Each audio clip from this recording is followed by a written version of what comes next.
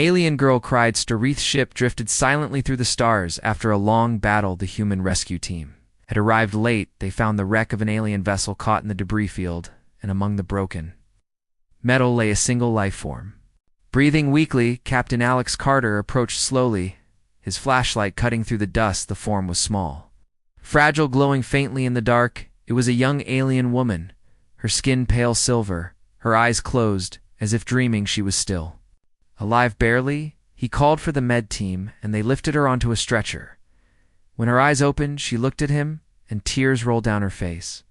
The moment puzzled him. She had never seen a human before, yet she wept as if she knew him. She reached for his hand and whispered something too soft to catch before fainting again. Hers later. Inside the med bay, she woke up again, surrounded by humans. Machines humming softly. Her breathing was shallow but steady. Alex stayed nearby, watching her vitals and trying to understand her reaction. She opened her eyes once more, and when she saw him, she began to cry again. He asked the doctor why she was crying, but no one could answer. She kept looking at Alex as if trying to remember something that hurt. Deep inside Esh was from a distant system far beyond known maps. Her ship carried refugees fleeing a war that had burned entire worlds. She was the only survivor. She said her name was Alara. Her voice was calm, but every word carried pain. When Alex tried to comfort her, she looked away and whispered that she had seen him before on the last day of her world. He thought it was impossible. He had never been there, but she insisted she saw a human face through the smoke, someone helping the children escape before the bomb. Felix realized then that his unit had been part of that mission years ago. They had rescued hundreds before the planet collapsed, but he never remembered seeing her. She said she was one of the children, too weak to move, lying near the ruins when a man lifted her out of the fire and carried her to safety. She remembered his eyes, his voice, but she had never known his name, and now standing before him, she recognized those same eyes, and that same calm voice. Was silent for a long time. Her tears made sense now. She had been searching for years, thinking all her people were gone. And suddenly, the face she remembered from her last moment of life was here, alive before her.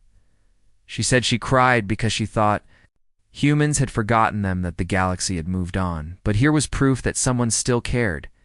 Alex gently placed his hand over hers. She flinched, then smiled weakly, her hand cold, but trembling less now. Days passed. She healed slowly, learning to speak English, eating simple food. Though her body still glowed faintly when the lights dimmed, she would sit near the window staring at the stars. One evening, Alex found her crying again. When he asked, she said she missed her people, but seeing Earth on the star charts gave her hope. She said her world used to have blue oceans too, before the fires took everything. She asked him if Earth still had oceans, and he told her yes. Wide the deep, she smiled through tears and said she wanted to see them someday. The crew grew fond of her. She helped in small ways, fixing devices, showing them alien methods of healing. She never complained, never asked for much, but every night she left a small light burning near her bed. Tradition from her home. She said it was to guide lost souls. Alex often stayed near the med bay, pretending to read reports, but really just keeping her company. He found peace in her quiet presence. One night, during a sudden power loss, alarms went off, and Alara panicked. She remembered the sound of her ship dying. Alex ran to her side, held her hand, and promised she was safe. She clung to him until the power returned. After that, she trusted him more, shared stories of her world, its colors, its music, its old mountains, and how the air shimmered at sunset. He told her about Earth, the forests, the smell of rain.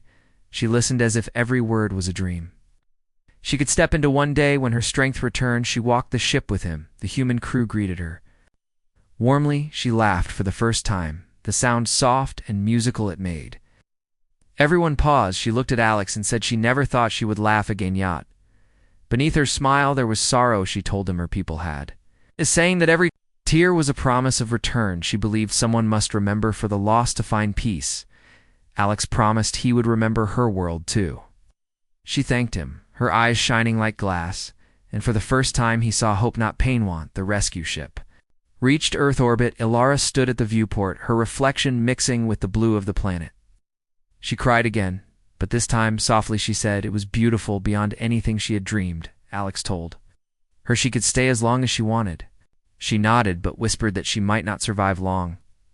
Her kind were not made for this air, this gravity. He felt his chest tighten. He did not want to lose her after all this. She smiled again, said it was enough to have seen Earth to meet him. Again in the final days she grew weaker, but she kept smiling. She asked to go outside. Just once to feel real wind. He arranged it. She stood in the garden near the base, under a tree, sunlight touching her silver skin. She looked around with wonder. She whispered that it felt like home. He asked if she was afraid.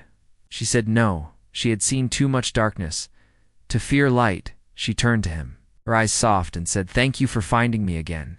And then she closed her eyes, the wind moving gently through her hair. Alex stayed there long after she was gone. The light she had left by her bedside still burned softly that night. He placed it by the window facing the stars she had loved the most, and as the night passed he thought he saw it flicker.